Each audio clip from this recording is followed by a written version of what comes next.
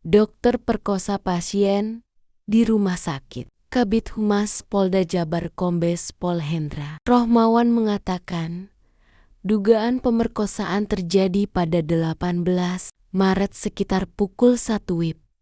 Foto Dok Polda Jabar. Polisi mengungkap kronologi kasus dugaan pemerkosaan yang dilakukan oleh dokter peserta program pendidikan dokter spesialis PPDS Universitas Pajajaran Unpad di Rumah Sakit Hasan Sadikin, RSHS Bandung. Kabid Humas Polda Jabar Kombes Pol Hendra Rohmawan mengatakan dugaan pemerkosaan terjadi pada 18 Maret sekitar pukul 1 WIB. Saat itu, korban berinisial FA tengah menjaga ayahnya yang menjadi pasien. Kemudian diminta oleh tersangka berinisial PAP untuk pengecekan atau transfusi darah. Selanjutnya, pelaku membawa korban dari ruang IGD ke gedung MCHC lantai ke-7.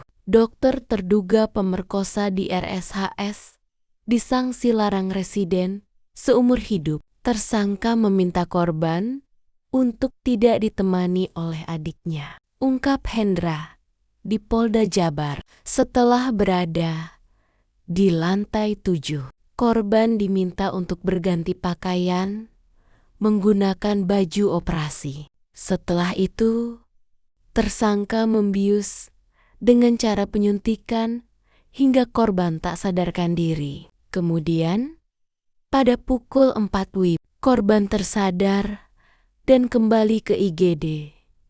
Namun saat korban hendak buang air kecil, ia merasakan sakit pada alat vitalnya. Korban pun menceritakan tindakan yang dilakukan tersangka sebelum ia tak sadarkan diri kepada ibunya. Keluarga korban merasa ada kejanggalan dari rasa sakit yang dirasakan FH.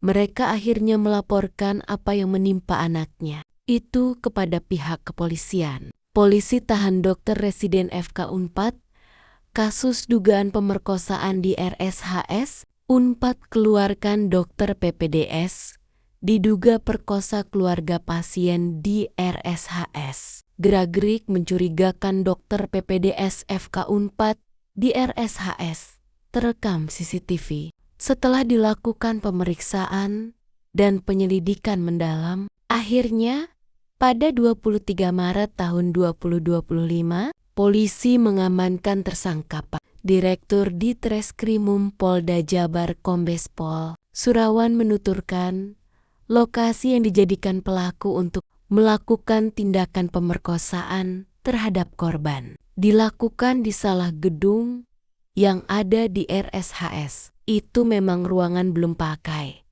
Itu ruangan baru. Mereka pihak RSHS rencananya untuk operasi khusus perempuan. Jadi itu belum pakai, kata Surawan pada waktu yang sama. Terkait apa yang dilakukan oleh pelaku terhadap korban, Surawan mengatakan pihaknya memerlukan pemeriksaan lebih dalam dengan menggunakan uji DNA. Akan dilakukan uji di DNA.